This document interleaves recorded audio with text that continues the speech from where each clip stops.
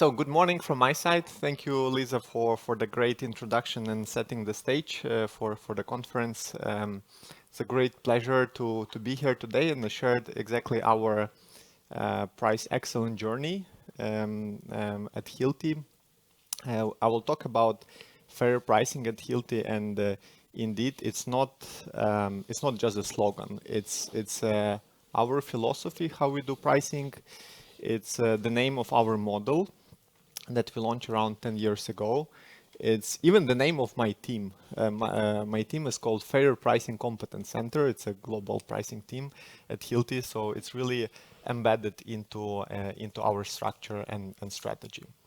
And I think it's also very nicely linked to the theme of this conference when we talk about pricing more as a margin. That's exactly how we see fair pricing at Hilti. For us, pricing is a key lever to drive customer engagement. Is the way how we build trust with the customers. Is the way how we build customer engagement. So it's also very relevant for us, and I can sign under this statement. Let me first share with you a couple of facts about the company. So we are in the construction industry. We are a family-owned company founded more than 80 years ago. We pretty much international in all the countries. And there I would say two distinct parts in our DNA. Number one is our strive for innovation. We offer the most differentiated products for our customers to boost their productivity. We are leaders in the many segment in the construction industry. Number two is our direct sales approach. This is actually how the company was founded 80 years ago. This notion of having direct contact with the customer that was with us throughout the whole history of the company. What do we do? You might know our Red Hilti tools. That's a part of our hardware. We also have a lot of other products. We have anchors, we have installation system, and so on. But in the recent years, we're focusing a lot to expand our portfolios to software and services. So again, what does it mean for us, for the pricing team, that our pricing approach, our pricing model should work across all offering that we have. And last but not least, so our sales channels, as I said, we are a direct sales company. We are our key sales channels, basically account managers. We have around 10,000 of account managers globally that daily visit our customers in the offices, in the job sites. Beside that, we had Hilti stores, we had e-commerce, of course. We have more specialized sales force for software and so on. But the key focus is account managers, is the direct sales, in the direct sales model. I see the timer is not going. Can you switch on the timer? Thank you. Good. Yeah, this is me. I joined the company already quite some time ago. It was 15 years ago when I joined the company. And I started as account manager. I started in sales, which is a very typical way to start at Hilti. To get to know the company, to get to know the DNA, how it works. And so I received my red Hilti car full of nice Hilti products. I started to meet and engage our customers. And believe it or not, my biggest barrier to become successful in my job was actually pricing at that time. So pricing looked very differently 15 years ago. It was much more chaotic. It was much more, I would say, transactional. And when I started basically to sell something or try to sell as an account manager, I had all these questions as a new account manager. What price should I give? Is this price fair? How customers would react to this price? Is it also something that how other comparable customers get? So that was indeed a big barrier for me to become successful. And now imagine for the company that relies on the direct sales force that hires hundreds and thousands of new account managers every year. If you have this barrier, that's a very crucial barrier to drive your business forward. Right? I think that was one of the big trigger why we decided to completely redesign our pricing strategy, our pricing model. and basically to bring it to drive it for our commercial excellence.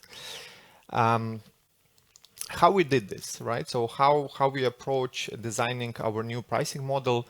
Basically, we started with the principles. We started with defining what we want to do and what we don't want to do, and we clearly said what we don't want to have is this kind of experience that I had as a new account managers. We don't want to have this transactional focus in the pricing. We don't want to adjust the price every time we want to have a deal with the customers. We also said we don't want to have this deals on the fly mentality, right? So where the customers rely only on certain, discounts and promotions that we have. Instead, what we said, we want to have those 4 fundamental principles anchored in our fair pricing model. It has to be fair. So in our understanding, fair means treating comparable customers in the same way from the pricing perspective. We want to have it consistent, right? So again, so the customers can rely on the pricing through a longer period of time. So to treat us as a reliable partner. Important, we said we want to have a simple model. We don't want to have something really complicated. The test is that the model should be easy explained to the new account manager, so this account manager easy understand it, and the account manager can explain to any customer in the easy way. That was, I would say, the part of the simplicity. The big element was transparency. That was also the time we launched it a bit now more than 10 years ago, when we wanted actively to develop our e-commerce channel, our website, right? And with the transactional based pricing was just impossible because because customers knew that they can call account manager, always get the better price. So nobody would use the website for that, right? So we said transparency and same pricing experience should be ensured through all the channels that we have.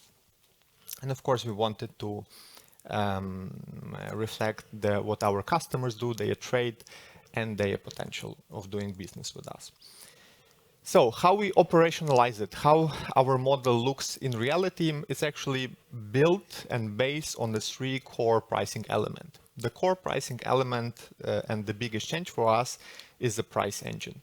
So the price engine is simply the estimated prices that we offer to our customers, which are based on the 2 segmentation criteria. We reflect customer trade and we reflect customer potential. And again, we did it very simple. We split all our customers in 5 potential classes, right? So A is the biggest customers that we have in construction industry. Then C is the mid-size customers. Is actually the biggest target audience for us, is the mid-market. And D and E is the smallest, normally father and son company. So whenever a customer approaches us and we define the potential, we offer the prices that are already adjusted to their potential. And that was a very appealing story for our customers because they said, oh, we don't need to collect the big quantities for one order to get the volume discount. We don't need to wait for the promotions 3 times per year we do to get the sales. Our prices are already adjusted automatically to our potential. And that was, I would say, the big game changer for us.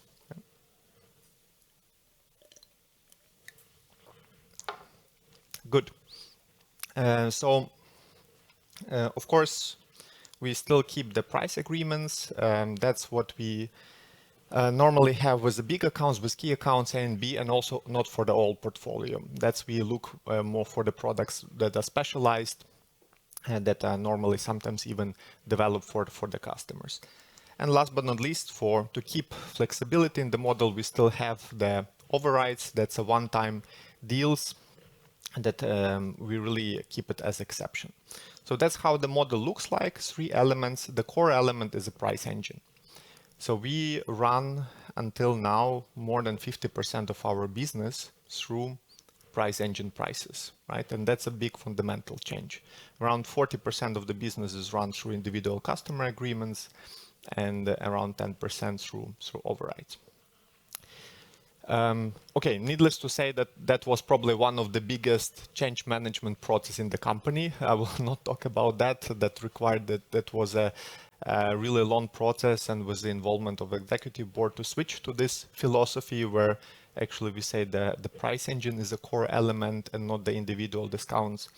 But what I would like to mention is that now switching to the model where the price engine or automated prices becomes your core pricing element, then suddenly requires that you have a strong price setting capabilities, right? Because the price setting defines the price engine, which is not typically a stronghold of the B2B company, at least from my perspective, and that was also for us, right? So you need to be ready and you need to develop the good price setting capabilities to have a strong price engine. How do we do it? We focus on the three areas to develop our price setting capabilities. First of all, it's the roles and responsibilities of organization, right? In our case, we heavily rely on the product managers. We have them across three levels, and we empower them to decide the prices in the price engine, right? They are responsible for the value in the company. They know products the best. We found the sweet spot in the middle level, right? So the regional product managers, normally they define the prices. They are very close, still close to the markets and still close to the headquarters to have a good balance between global and the local view. Second element is how do you do it, right? And here, again, I probably will not tell you something new. It's a value-based pricing. For us, it fits naturally with our business model. It fits naturally with our positioning, since we are the most differentiated, have the most differentiated offering.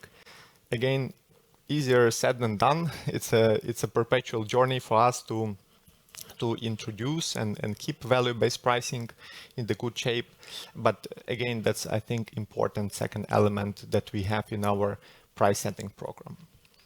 The element number 3, and that's actually something that my team is heavily involved and is to support those product managers with the best-in-class technology, with the best-in-class analytics, with the best-in-class tool set to do a good price setting decisions, right? So we launch every year more than 150 new products. So in all the markets, that's times how many pricing setting decisions you have to do, plus we do yearly revisions and so on. So for us, super important that those product managers have the best technology to do those price setting decisions in the best way. How we do it, we decided to follow this nice framework of excellence of analytics. We, of course, started with descriptive analytics. That's what you need to ensure that product managers have the right reports, have the right queries to run their analysis. That's, I would say, it's a basis here. But then, of course, we had the challenge. Those product managers, they change a lot. The complexity of pricing increases. There are a lot of KPIs. So we started to think how to move to the next level, how to move for more diagnostic area.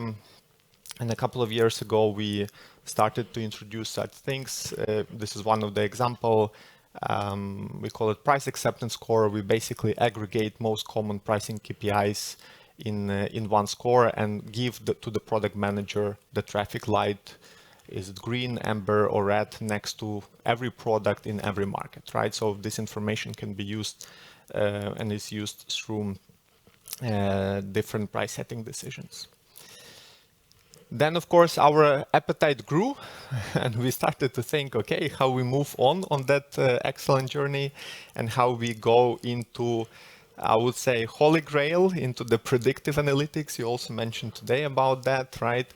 And of course, that's when we realize that, there is a reason why not so many companies move to that area. So there is a chasm, there is a quite break, normally because it really lies beyond the normal standard capabilities of the pricing team. And that was also the case for us.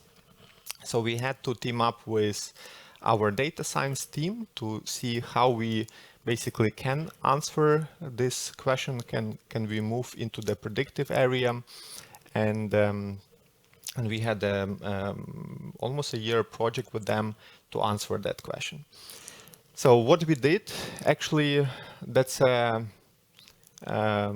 we are lucky to be in the direct, that's a benefit of being in the direct sales company, that you own the data, right? So you see all the transactions that we have with the customers, and we looked at the, to answer this question, we looked at the customer choices, right? So we looked in our data on the quotes and orders as the indication of the customer saying yes or no to our prices. And we applied the machine learning model to predict the questions, so how this quotes and orders success rate would develop within the different price points. How it looks in the reality, this I will skip. So basically what the model does, it analyzes different product attributes, it analyzes customer attributes, it analyzes feature attributes, and for every deal can predict the probability of purchase that we then accumulate to the whole business, to the product portfolio, or to the even to the business unit, and then we simulate across different price points to see how it would change. Then the next question, of course, do we trust those data, right? So there were a lot of skepticism about how reliable can be this kind of analytics in the B2B company where you have a lot of, I would say, influence from the direct sales force and so on. We approached this topic from the three perspective, right? So we really wanted to make sure that our thinking is the right one. So we teamed up with external partners, and that's what I also would recommend in this kind of activities. We constantly are checking the model accuracy with the real data to see if we have any deviations and where it works and where it doesn't work. And of course, the biggest is testing the model in the real business decisions, right? In the projects that we have from the real case examples. So this is a little bit in the nutshell how we are trying to move through the CHISM and move to the predictive analytics. We now quite successfully deployed this model for all the markets from pilots. Basically, we made it available for all the markets. We use it in the two use cases. We use it mainly when we want to reprice certain product category in certain market, which we now unfortunately have to do a little bit more frequent after many list price increases that were in the last years. And we also use it to simulate in general volume development of the market when we do the annual price adjustment. So that's so far the two use cases. And of course, we are very curious how to move further on this excellence journey, how we can leverage this amazing technology that is becoming available for all of us. And I think that would be also the topic for today's discussions in our roundtable. So I'm also looking forward to see what the future can bring to us and how we can leverage. So I think that was a key summary of our excellent journey that I wanted to tell you, right? So to sum up, indeed, changing the price model was a milestone for the whole company, right? For us was not just a way how to improve certain things, but how to fundamentally scale our business, how to convert it into the growth drivers. That's number one. Number two, model that relies on automated prices, on the price engine, requires good price setting. That's a key learning for us, and the good price setting also requires good analytics, roles and responsibilities approach, but analytics that we should, I would say, take along the excellent journey, right? So I think one of the learnings is to do the right step in the right time was one of the crucial, so that organization and capabilities are ready to adopt the new technology is a very important thing. As I said, it would require different skill set, right? So it would require cooperation with more data science team and with external partners to crack that nut. It's not that easy to do it within your normal capabilities of your pricing teams. And last but not least, I would say it also requires really different mindset, right? So to be ready to have, failures sometimes, to be ready to readjust, to be ready to understand how this technology can be adapted to the specific of your business. That was one of the success factor, at least in our case, to deploy it in the right way. So this would be the three things that I wanted to keep with you, also looking at the time. And of course, if you have a similar challenges or if you're on the similar path, would be super interesting to connect with you during the conferences or during the roundtables, but also online. So feel free to approach me if you have any additional questions. Thank you for your attention. Thank you. Thank you. Do we have any questions? First of all, congratulations. A fantastic journey and very impressive. Yes, we have a question in the front. Go, Åsa. It's early still, right? Thank you for a very nice presentation. Very interesting to follow your journey. Twofold question. One was it a top-down decision to go on this path in your company, or was it a bottom-up? And then follow-up question to that, how long did it take you for going from the descriptive to predictive stage? Yeah. So first question, clearly yes, top down, and in the change management process, and even the executive board was owning actually the change management process. There was a huge mindset change from, especially in sales, where philosophy, sales define the price, they know the customer best. You can tell me which price I should put. I'm responsible for my customer. To suddenly say, well, we have a price engine that you should stick to. And that's should be number one choice. Huge transformational change without top-down and strong support of the management team wouldn't be possible. Second question, to come to the descriptive. 1 year to develop the model, 1 year to test it, probably 1 year to fully roll it out. That's more or less the timeline. Yeah. At least in our case. Might be faster, might be longer. That's probably. Yeah. And we have a question down there.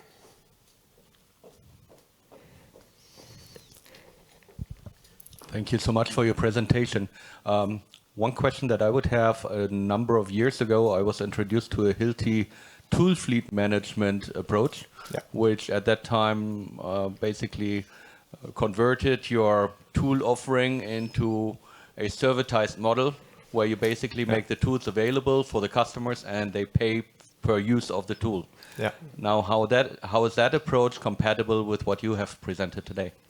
Yeah, the subscription model for our tool business, indeed, it's our core pricing game that we play specifically for the tools. It's building on top, right? So basically, customers still have a choice to own the tool or to use it as a service. It nicely complements it, right? We just approaching a little bit different customer segments with those two offerings. A final question, yes, here, Girish.